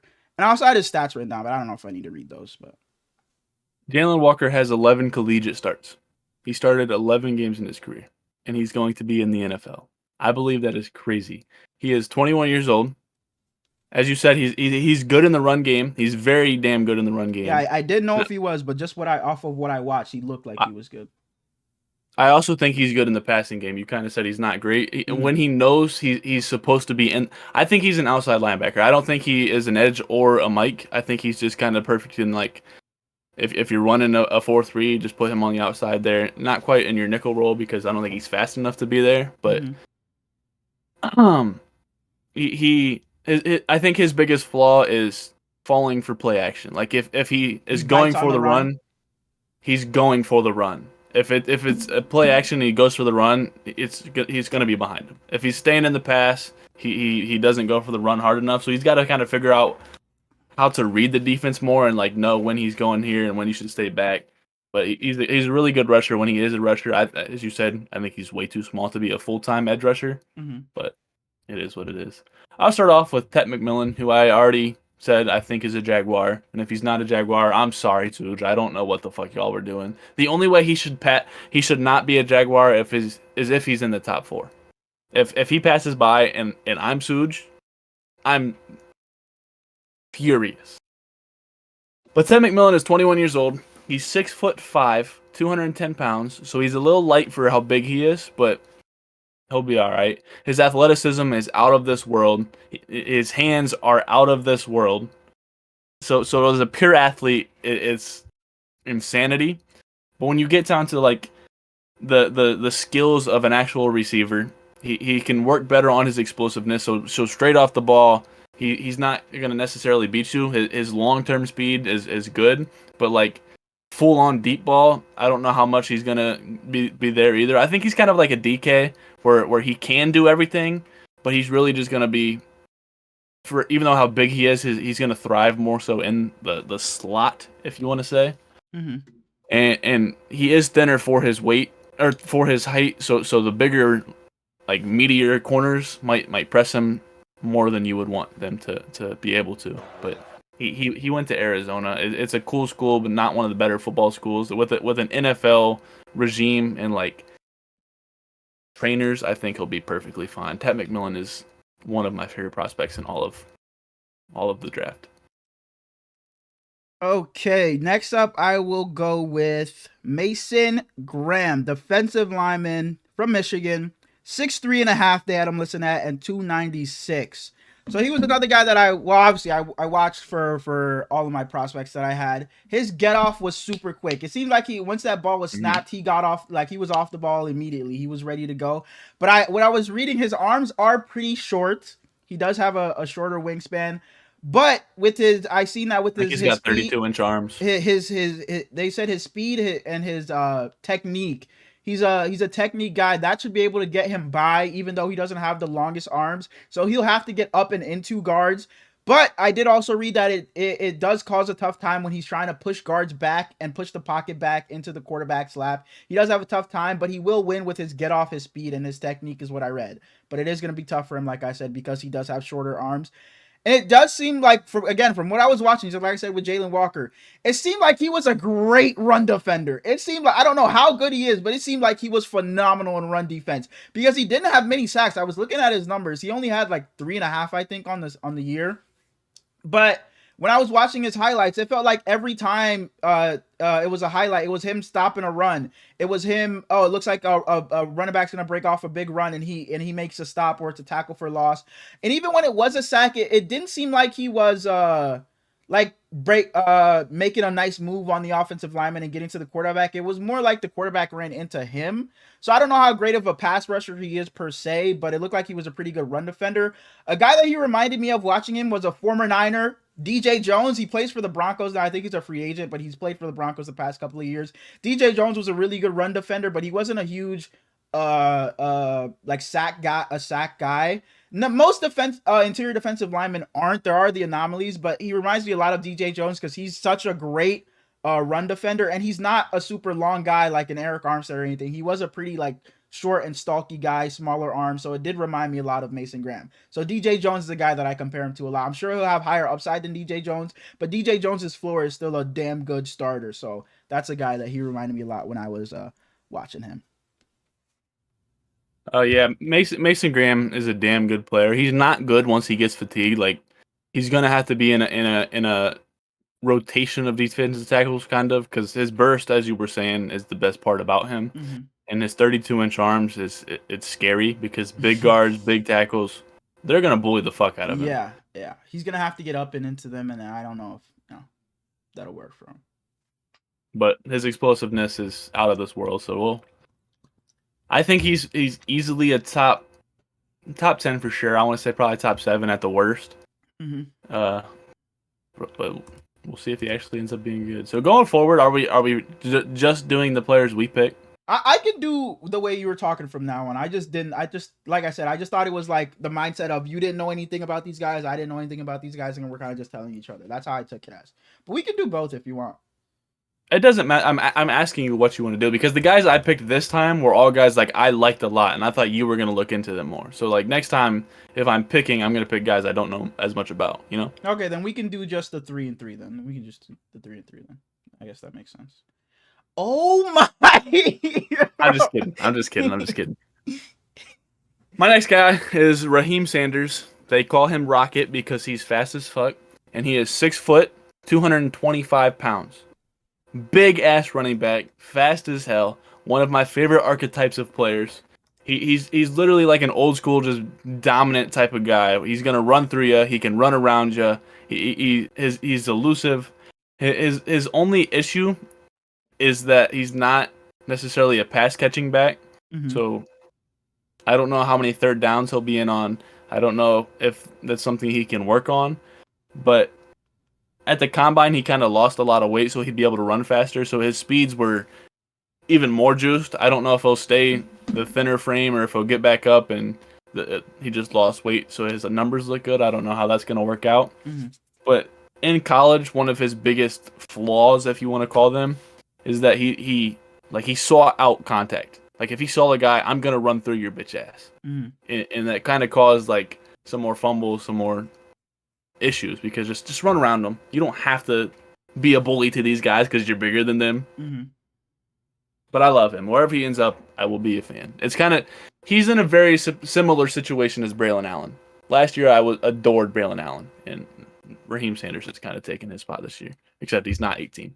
Okay, my last guy was Will Johnson.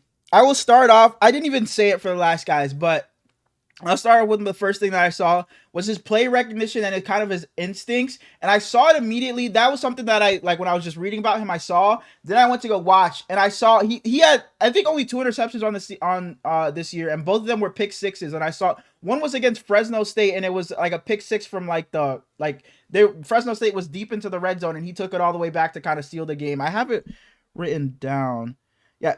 Okay. No, it was the pick six was against USC. That's the one he took super far. I think it was, and he had another one against Fresno State. I might be fucking mixing them up, but one of them, both of his interceptions were a pick six. So it looked like his instincts were pretty good, and his play recognition was there. It seems like he was quick to bite on plays that he knew was gonna happen.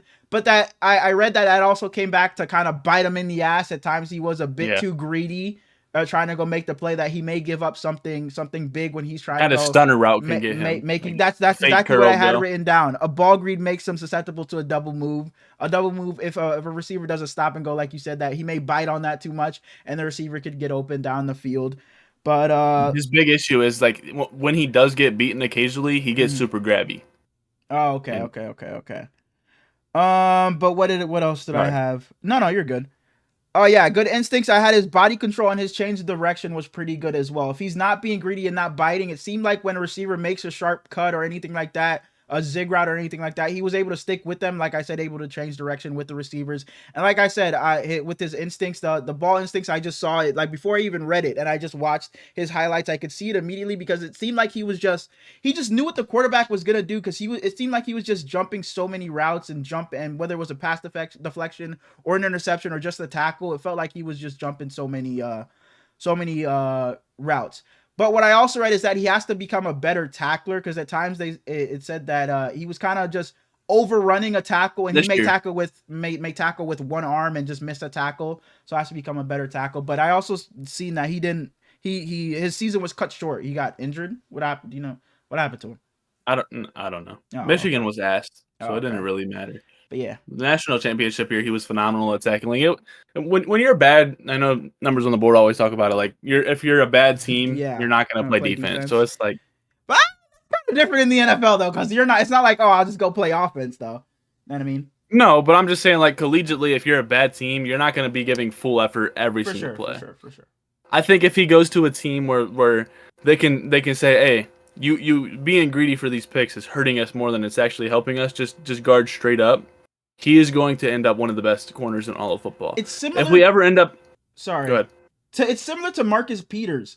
Marcus Peters, he was so greedy for the ball. He used to be a Raider, a Raven, a Ram. He was super greedy for the ball, but his his just ball skills and were always elite, but he would always give up a big touchdown or because he was so greedy to go for an interception. But it was like if he just sat back in coverage, he was also just a really good coverage corner. But at times he just got super greedy and always wanted the big play, so he would always give up something over the top. So it kind of reminded me of Marcus Peters. If we ever actually end up doing the guilty pleasures and pet peeves episode, his archetype will be one of my guilty pleasures. Just the big ass long corners that have out of this world speed. I adore them, dude. I've said it 3 different times now. I like Jahad Gamble. I like Nick Imamori. But Will Johnson is also up there for my favorite players in this class, which is crazy to say because he is from that bitch ass college. Wow. So my last guy, Mm. Emeka Egbuka. My favorite guy in the class. I wonder why. Not because I think he's the best. Uh-huh. I just adore him, man. Uh-huh. I just he could go to. What is my least favorite NFL team? Are there any Ohio State players that you hate? Like, or do you just do they automatically get love out of you because they went to Ohio State? Or was it like, man, this guy was so fucking ass for us, I don't fuck with that dude. Or even if they're bad, it's like, no, I love him still because he's an Ohio State guy. I wouldn't say I love him, but I don't think that necessarily. The closest I've ever gotten to hate was probably JT Barrett, who was our quarterback for a while, and he's now the a quarterback coach for the Bears. Pretty cool. Was he the one that kind of switched to receiver? Was that him, JT Barrett? No, that was Braxton Miller. Braxton Miller, okay. Braxton Miller and Terrell Pryor. Braxton Miller is top 2 for my favorite Buckeye of all time. It's him and Zeke. But JT Barrett, he one of the best minds I've ever seen at the quarterback spot. He just couldn't throw it more than 20 yards. So it drove me absolutely fucking crazy. Uh-huh. And he was when he got hurt, we had Cardell Jones step up and won us a national championship, and he threw fucking piss missiles. He'd throw it 60 foot without even taking a step, just stand still, boom. And he's on the bench for JT Barrett, who can't throw 20 yards. Are we serious? So JT Barrett's the closest you've come to not hating. But I still love JT. It's just like I didn't like him on the field, you know. Okay. There's probably someone I didn't like. I just can't think of him off the top of my head because makes sense. Like Denzel Burke wasn't very good this year. He'll be in the NFL somewhere, but like I didn't hate him. Yeah, you got cooked like a fucking piece of toast, but that's okay. Uh-huh. My last guy, Emeka Egbuka, 22 years old. He was a super senior, kinda. Not really. 22 is not that bad, but he's 6'1", 205 pounds. He's the closest you'll get to a pure receiver. He's fast. He's intelligent. His routes are fucking Hunter Renfrow level. Maybe not that good because it's all Hunter Renfrow had, but his hands are phenomenal. That's really all Hunter Renfrow had. But he is. I don't know how to say it because he's not a small guy, but like he's a smaller guy at the same time. So like the big, strong corners are going to be able to bully him a little bit. Emeka doesn't really have that many flaws. He's not the best run blocker in the world, so he's not going to end up in Detroit. But at the same time, your receiver, do you want them to be? But they don't have to be George Kittle, so it is what it is. I love him. He's so fucking good. He's Jackson Smith and Jigba second. Okay. So if he goes to Seattle, I'm sorry. I apologize for taking him for the Panthers. I apologize. Panthers. Will Johnson. Don't let him fall. He'll be a Niner. If we don't trade the pick and get Myles Garrett. He won't be a Niner. I will look into the guys that you brought because like I said, I didn't know. I guess we should have just talked about it. I didn't know that you were doing all my guys as well. No, we're not doing that now, are we? No, I'm just saying. I'm just saying that I'm gonna look into your guys. Like, not that I was gonna fucking bring them in next episode. Just that I'm gonna look into your guys that you brought because I didn't look at them because I just thought we were doing the 3 is what I was saying. But yeah, we can do that now, so that's fine. You don't have to look into them. Fuck them. I just want to know about them. Is what I'm saying. But yeah, you're gonna know about Tat and Emeka. They're the best in the world. Just look up Raheem Sanders. You're gonna love his film. Okay. Yes, sir.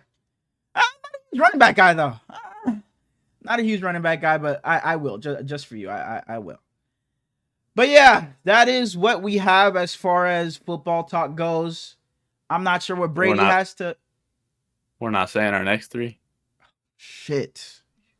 You're right. You're right. You're right. You're right. You're right. I forgot that we make And those we're on here. locking it in. We're just looking at our own guys, right? Sir, yes, sir. So you probably don't have yours picked because you're saying shit. So Yeah. I will start off with my three. Mm-hmm. Uh, I'm doing 2 first-round picks. I think that they're locks for first-round picks. James Pierce Jr., Tennessee edge. Mm-hmm. He's gonna find his way somewhere. I don't know where it's gonna be. He could be top 10. He could be top 48. But I want to learn a little bit more about him and why his range is so wide. Jahdae Barron. I want to know why he's fallen a little bit more. He's a corner from Texas. Mm-hmm. And then Xavier Watts is a safety from Notre Dame, and Notre Dame was good this year. So, and I like safeties. Safeties are fun. Sorry, did you say Tyler Warren? I apologize. No. Okay, I will be doing Michael Williams, Tyler Warren, and Shamar Stewart. Shamar Stewart's a good one. Shamar Stewart's a good one. Fucking I like cheesing over Shamar that Stewart one. pick. Like, damn. Dog, he big as fuck. Okay, yeah. Michael Williams, Shamar Stewart, and Tyler Warren. But yeah, I'm going to do. Oh, did you not just list your guys off? Yeah, I did. I'm just fucking with you. But yeah, we will be doing those breakdowns at not the end of every episode, but during pretty much every episode, and we'll name our next 3 guys afterwards in case you guys wanted to look into them as well. But that is pretty much all we have as far as football goes. We talked about all the news that was going on at the top of the episode, unless Smalls, I'm hoping he's coming with some good small talk. I already told you today. I have small talk. Joe said this is his favorite part of the show earlier when we were in Discord. He says this is his favorite part when we just talk. So hopefully you got something good today. You don't got nothing. What's your favorite color? Ohio State girls basketball play tomorrow at 9 p.m. Shout out Madison Green. They play Iowa. I wanted them to play Michigan State because Michigan State's more fun, but Iowa beat their ass.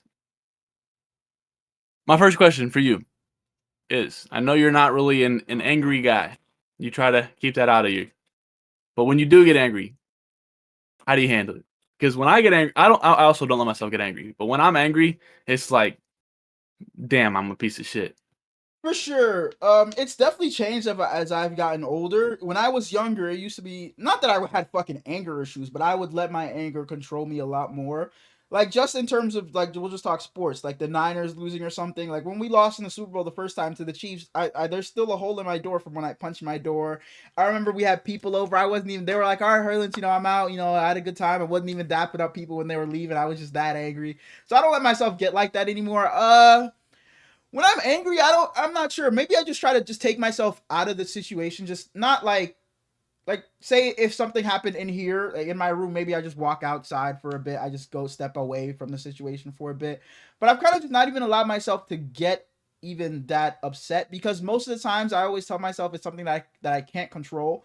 So if it's something that I can't control, I just don't see me being upset over it. Like, I can't control it, so like me being upset won't change the outcome. That's why like sports and the Niners losing really doesn't affect me much anymore, because shit, me being mad is not gonna fucking change anything that happened, or whatever has happened has already happened, so I can't do anything to, even if I can change it, it's already been done.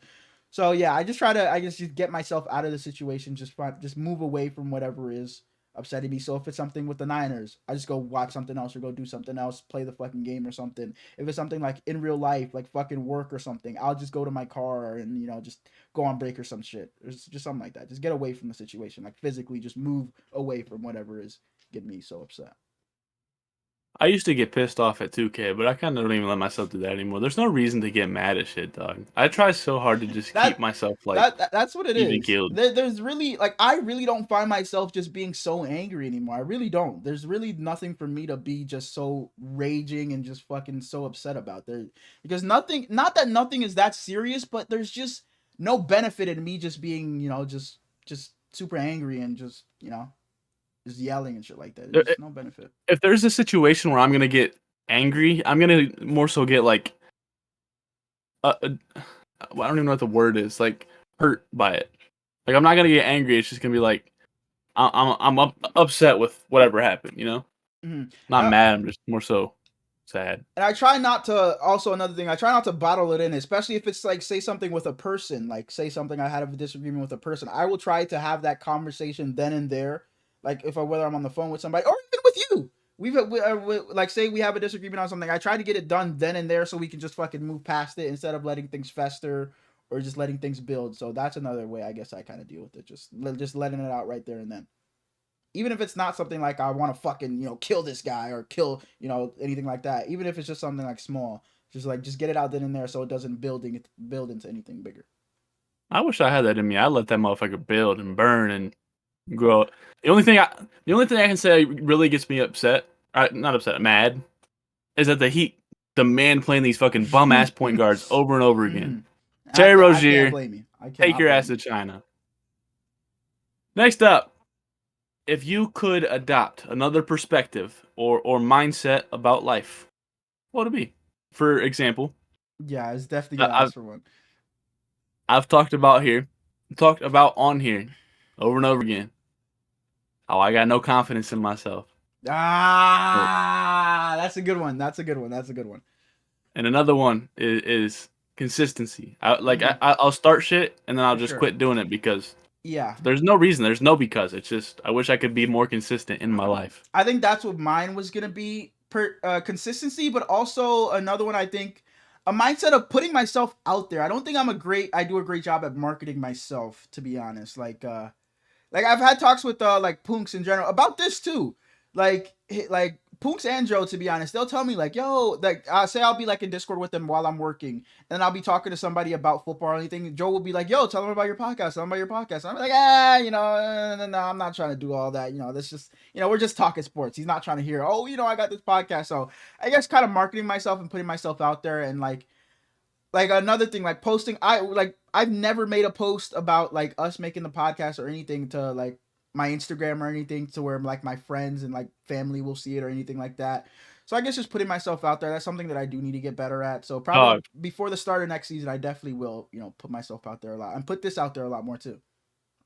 So on TikTok, if like you have mutual followers that see something, it'll suggest stuff. Boy, TikTok will show me people where it's like it's kind of like a fucking distant cousin. We're cousin by marriage. It's like, so this person follows this person that doesn't follow this person, but they have their number, so you may know this guy, and it's like, who the fuck is this? Who is this? So I know what you're gonna say. I know. Both of my brothers follow us on TikTok, Mm-hmm. and my grandmother came. She lives probably an hour and a half away from us, and my grandpa passed away a couple years ago, and she's gotten remarried at this point, and she's kind of like trying to get him more incorporated with us. So they were close, so they Mm-hmm. stopped by and just were hanging out for a little bit. And she comes up to me and she was like, "Are you okay if I watch your stuff? Is that all right, or would you rather me not?" Because she followed us and she saw it, Yeah. and my mom looked. She was like, "What is she talking about? And that's the worst. And now it's like, Was I not supposed to say anything?" yeah. And I just looked at my mom. I was like, I like football, blah blah blah. See, and that's the Bro, worst when yeah. you gotta like explain it. It's like, yeah, I know you were just in a weird situation. Like, yeah, mom, I got this little thing. It's like, I just know it's just an Didn't tell her a damn awkward. thing. It's just an awkward spot to be in. That especially because like I have friends that follow my brother. I don't know if he follows, but my brother sent me one of our TikToks that we did. So it's always weird when it's like I didn't even tell you about it, but just because of the TikTok algorithm, you've seen it, and now it's just I know their first instinct is like, what the fuck, Hurlin? It's like, what is the fuck is he doing here? He got a fucking podcast. I know it's weird, but definitely, I definitely get you on that. It's TikTok is just the weirdest with the fucking algorithm. I wish it would fucking pump us up more though. Dick ass app. Before you get to your And next one, Zach and Danny finished the you saw them finish no, the. no, no, no, no, no, no, no. Okay, They finished. I'm glad I didn't say anything then. I'm glad I didn't say anything then. That's not a spoil. Damn. It's not a spoil. I've been. I'm glad. I kind of forgot didn't. that. Yeah. I kind of forgot they were doing that series because I've been watching their Markathon or their Mark Madness. Mark Madness, like, bro, they're too fucking good at what they do, bro. They're honestly Legendary. too good. Go ahead, you can get into the next one. They got the one episode. It was like he was getting a random phone call and he goes, oh, and it was like sirens. I know what you're talking about. Off. Yes, bro. Incoming like, Mark. Incoming They're just Mark. too good. They're too good at what they do, bro. They are really just TikTok legends. let me hit rewind it just real quick onto the confidence part, right? Mm-hmm. So we were in the left row over here, and in this row over here, there was two fine ass light skins, fine as fuck, dog. Joe And at one loves point repeating that line to me now. He loves to the fine ass light skin. He loves repeating that. He just loves saying that to me now. But at one point, some dude came and grabbed them, and they were like way down by the court, and I was like, damn. So they with them, I guess. And then they just came back and was in the top row. So I told myself, when we walking out, I'm gonna look at them and say, y'all fine. Mm-hmm. You didn't do it. Terry Rozier broke my heart so bad. Like, I had the confidence. God. So if Terry Rozier would have dropped 30 in that fourth quarter, game winner, you would have went up to them. If Terry Rozier doesn't touch the court, I'd probably go up to them. Okay. And the worst part about it is, we're walking up the stairs, because we were the row in front of the stairs. Like, we were lower bowl, but we were right in front of the stairs. Like, I was right next to the stairs. She walks right next to me. Like I'm looking her in the eyes. And I say, you can go. So we walk up the stairs right behind them. So you ended up speaking to her anyway. Oh. You can go. And we talked about this last episode when you were in, where was it, Louisville to Kentucky, wherever it was. I'll never see her again. You're never gonna see her again. You're never gonna see her again. So if you go, oh, you fine, and she go, boy, you ugly, that shit don't matter. You're never gonna see her again, ever. You're literally never gonna see her again. So it literally doesn't matter. So I hope that, you know, little by little you build that confidence back up, because you said you were back in high school, you were able to do it. So I hope you find that confidence once again, because man, bro, I'm tired of hearing these stories. I cannot wait for the day you text me or come on here and say that you talked to the grocery store girl. I cannot wait for that day. If you don't even know what I'm about to say. Nope. I'm ready.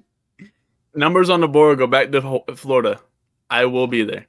Oh, what? That's so random, but okay. That's so random. I promise you, we will be there. Yeah, if they're in Florida, I'll be there. Even if it's the furthest part of Florida away from me. I'll be there. And then we're going to the mall right after, and then I'm just going to point at somebody and it's like, go ahead, and you got to go say something to them. But yeah, I'll be there. No, is that some insider info or something I don't know? Did fucking KB hit you up saying we gonna be in Florida? Because that was a little random. Yeah, I don't know why. I just wanted to say that, but all right, bet. Unless it's in July, can't do it. Okay. But I'm gonna hold you to I'm ready for our season. I'm ready for our season to start at work because I'm tired of working these motherfucking airplanes. But at the same time, what is the off season and the season entail for you guys? What are you doing? You work on the planes in the winter so that you can fly them in the summer. So it's pretty much as simple as that. So yeah, in the summer, you're flying them, or you're just a passenger while they're being because exactly why do you enjoy it more in the summer? It's a crap. Because it's more freedom. Like, I'm working with my boss every day, and in the summer he's in the plane. So I'm just pretty much fucking off. Just doing your own thing. Okay. So you're just putting in all the work for the summer, to where the summer you can kind of just ease off a little bit and just okay. So it's a crop dusting business. So you start off with dry fertilizer, and I've never done a whole lot of that because I was gonna be doing it this year, but I fucked my knee up, so I didn't get to do that. But we do fungicide on wheat, which is liquid, which you mix it. It's a bunch of chemical. You mix it with water in these big ass tanks, and then you put it in the pipes, and you snap the pipe up to the plane. You load the plane. They go out and fly the field. They come back, and you repeat that process literally all day. And you fly from 7 in the morning until 9 at night. So it's at least 13-hour days every day. Okay. And that's about May is wheat fungicide, and you're working a good amount, but it's nothing like July and August. July and August is corn, and that's where the farmers really make their money. And then after corn fungicide, we do cover crop, which is you're putting rye or wheat or shit on the field so that by the time the field breaks, it's working with the soil, I guess. I don't know a whole lot about that, but okay. That shit's miserable because it's just me and this old ass man, and he's got a heart of gold, but at the same time, I don't know if he has a heart of gold because I know he's racist as fuck. Okay, okay. So if I walked into your job like, hey, you guys hiring? It's fuck No, out of he'd be here. cool. He Okay, wouldn't okay. say nothing to you, but like once you walked away, it's like, fuck, he doing here.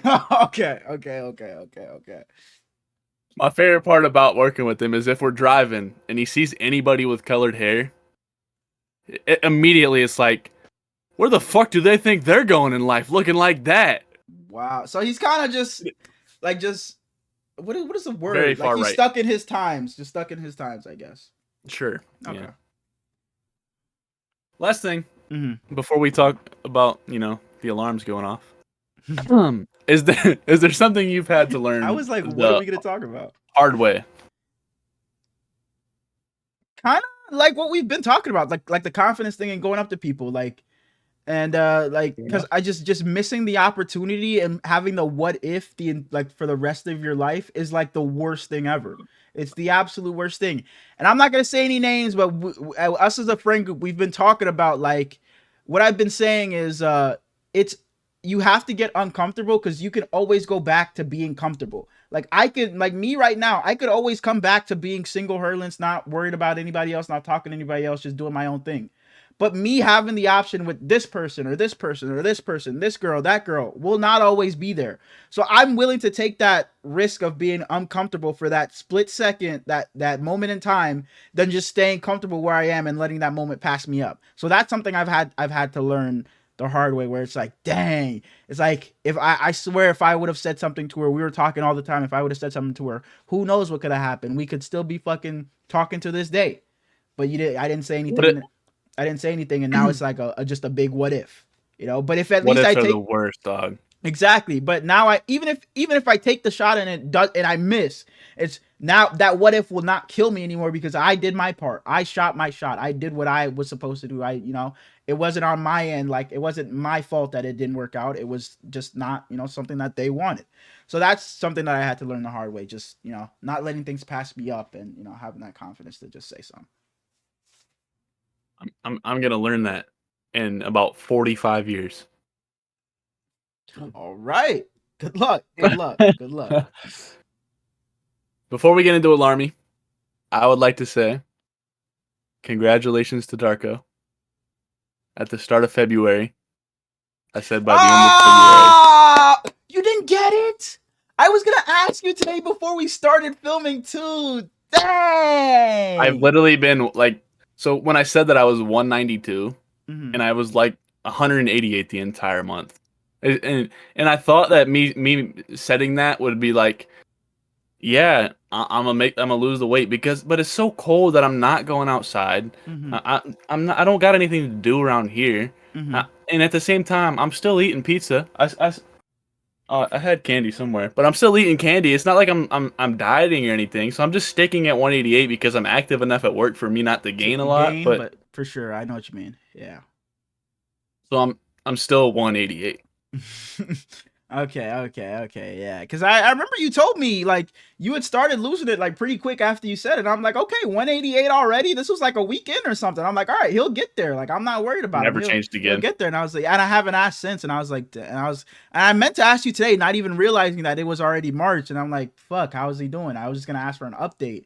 Like I said, not realizing that it was March, but still at 188. Nobody Yeah. tell Dark. He's only getting it if he sees this and he Mm-hmm. DMs me.